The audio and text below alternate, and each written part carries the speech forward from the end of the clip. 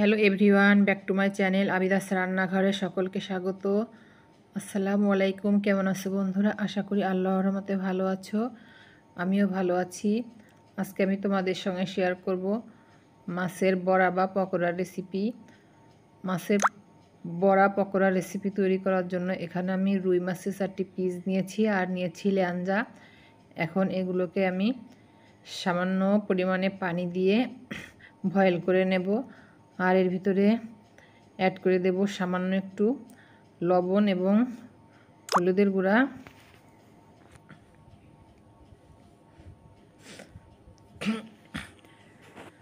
আর এই পকোড়াটা আমি রুই মাছ নিয়েছি, তোমরা যে কোনো মাছই নিতে পারো, যে কোনো মাছ দিয়ে এই পকোড়াটা করে নেওয়া যায়। এখন এটিকে আমি বয়েল করে নেব। গ্যাস ওভেনটা অন করে দিয়েছি। এখন ঢাকনা দিয়ে ঢেকে কিছুক্ষণ কুক করে নিতে হবে। আর কিছুক্ষণ পরেই ঢাকনাটি সরিয়ে নিচ্ছি। এখন একটু নেড়েচেড়ে উল্টিয়ে পাল্টিয়ে দিচ্ছি যাতে চারপাশে সমান করে বয়েল হয়। আর এখন আমি গ্যাসটা বন্ধ করে পানি থেকে মাছগুলোকে তুলে নিয়েছি। এখন এগুলোকে আমি কাটা ছাড়িয়ে নিচ্ছি। প্রথমেই আমি মাছের বড় কাঁটাটা বের করে নিচ্ছি।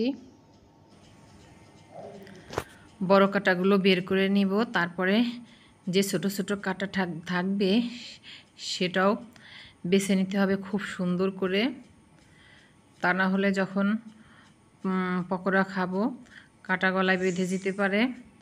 তো এই তো আমি বড় কাঁটাগুলো বেছে নিয়েছি। এখন ভালোভাবে চটকিয়ে নিচ্ছি। এভাবে করে চটকিয়ে সমস্ত ছোটো কাঁটাগুলো আমি বেছে পরিষ্কার করে নিয়েছি। এখন আমি এর ভিতরে অ্যাড করে দিচ্ছি ঝালের জন্য কাঁচামরিচ কুচি, আর দিয়ে দিচ্ছি পেঁয়াজ। পেঁয়াজটা একটু বেশি পরিমাণে দিতে হবে, যেহেতু পেঁয়াজেরই পকোড়া। পেঁয়াজটা বেশি করে দিলে খেতে খুবই ভালো লাগবে এই মাছ এবং পেঁয়াজের পকোড়া। আর দিয়ে দিচ্ছি পরিমাণ মতো লবণ, স্বাদ মতো। আর দিয়ে দিচ্ছি সামান্য একটু বেসন। চাইলে বেসনের পরিবর্তে আটা, ময়দা বা সুজি, চালের গুঁড়া যে কোনো কিছুই দেওয়া যাবে, তবে সামান্য পরিমাণে, বেশি লাগবে না। তো আর এই তো একটু আদা জিরা বাটা দিয়েছি, একটু রসুন বাটা দিয়েছি। এখন হাতের সাহায্যে এগুলোকে ভালো করে মেখে নিচ্ছি।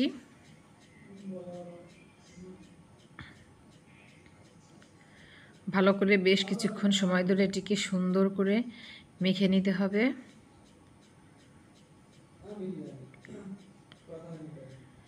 মেখে এটাকে আমি রেস্টে রেখে দেব 10 মিনিটের জন্য।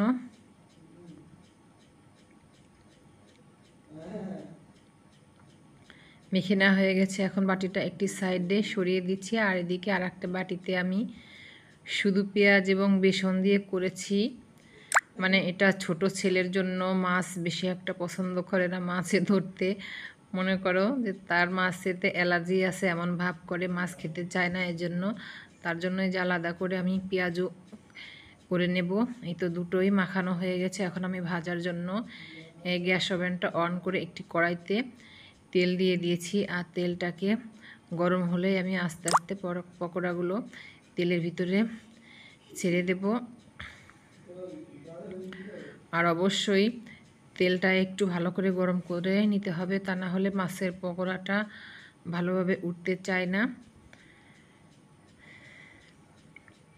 এই তো এখন আমি এক এক করে সবগুলোই পকোড়ায় আমি দিয়ে দিচ্ছি। আর দুই রকমের পকোড়া, একটা মাছের আর একটা হচ্ছে পেঁয়াজের, দুই ভেজে আমি ভেজে নেব। এই তো সবগুলো দিয়ে দিয়েছি মাছের পকোড়াগুলো। এখন একটি সাইড ভালোভাবে ভাজতে হবে। এই পকোড়াটা প্রথমে একটু নরমই হয়, এই জন্য ভাজার সময় একটা সাইড সুন্দর করে ভেজে নিতে হবে, তারপরে উল্টাতে হবে। আর যদি ওই সাইডটা, নিচের সাইডটা ভাজা কম হয়, উল্টাতে গেলে কিন্তু ভেঙে যাবে। এই জন্য নিচে একটা সাইড ভালোভাবে হয়ে এলে তারপরে আর একটা সাইড ভেজে নিতে হবে। তো এই তো আমার একটা সাইড হয়ে গেছে, আমি আর একটা সাইড এভাবে উল্টিয়ে ভেজে নিচ্ছি। আর এই মাছের পকোড়ার রেসিপিটি কিন্তু খুবই খেতে মাশাআল্লাহ অনেক সুন্দর লাগে। অবশ্যই আপনারা বাসায় ট্রাই করে দেখবেন, দুর্দান্ত লাগে। তো এই তো আমার পকোড়াগুলো কিন্তু হয়ে গিয়েছে। এখন আমি এগুলোকে তুলে নেব একটু নেড়ে চেড়ে।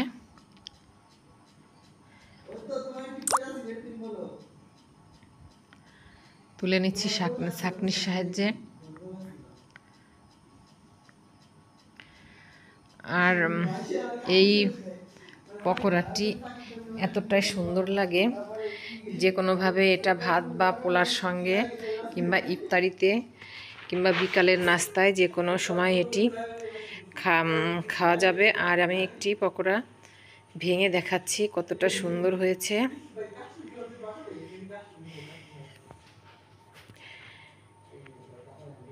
এই পকোড়াটি একবার আপনি যাকে বানিয়ে খাওয়াবেন সে দ্বিতীয়বার রিকোয়েস্ট করবে এই মাছের পকোড়াটি খাওয়ার জন্য। আর এদিকে আমি পকোড়া ভেজে এদিকে অন্য ছোলাগুলো সিদ্ধ করে রেখেছিলাম, সেগুলোও ভুনা করে নিব। তো ছোলাগুলো আমি সিদ্ধ দিয়ে ভুনা করে নিয়েছি অন্য একটা চুলায়। ছোলাগুলো একটু নেড়ে চেড়ে নামিয়ে নিলে হয়ে যাবে। আর এদিকে আমি এখন ছোলাগুলো নামিয়ে কিছু মাছ নামিয়েছিলাম, এই মাছগুলো ভেজে নেব। এই মাছগুলো কি মাছ আপনারা কি বলতে পারবেন? আমি এই মাছটার নাম জানি না, কে কে চিনেন অবশ্যই কমেন্ট করে জানাবেন। আর মাছগুলোতে আমি একটু লবণ হলুদ দিয়ে এখন মাছগুলোকে সুন্দর মতো কড়া করে ভেজে নেব ডালের সঙ্গে খাওয়ার জন্য। ডাল আমাদের বাসাতে ডাল হলেই যে কোনো রকমের মাছ ভাজা লাগবেই, তা না হলে কিন্তু রক্ষা নেই। মাছটা ডালের সঙ্গে খুবই পছন্দ করে আপনাদের ভাইয়া, তাই ডাল রান্না করলেই মাছটা করতে হয়। তো এই তো কড়াইটা ভালোভাবে গরম করে আমি মাছগুলো দিয়ে দিয়েছি।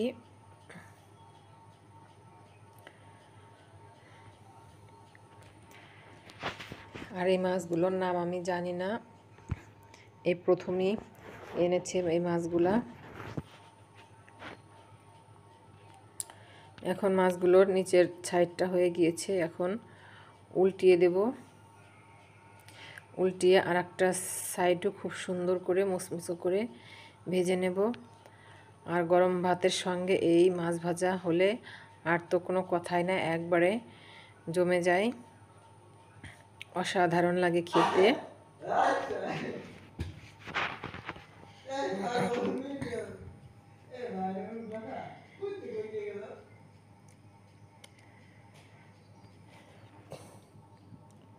মাছগুলো আমার উল্টিয়ে দেওয়া হয়ে গেছে, এখন আর একটু অপেক্ষা করে নেড়ে চেড়ে মাছগুলোকে তুলে নিতে হবে। বন্ধুরা, কেমন হলো আমার রেসিপিগুলো অবশ্যই কমেন্ট করে জানাবে। আর আমার ভিডিওটি একটি লাইক দিয়ে কন্টিনিউ করো, আর চ্যানেলটিকে সাবস্ক্রাইব করে আমার পাশে থেকো। পাশে থাকা ছোট্ট বেল বাটনটি ক্লিক করে রেখো, তাহলে আমি যখনই ভিডিও আপলোড করব আমার ভিডিও নোটিফিকেশন তোমাদের কাছে পৌঁছিয়ে যাবে।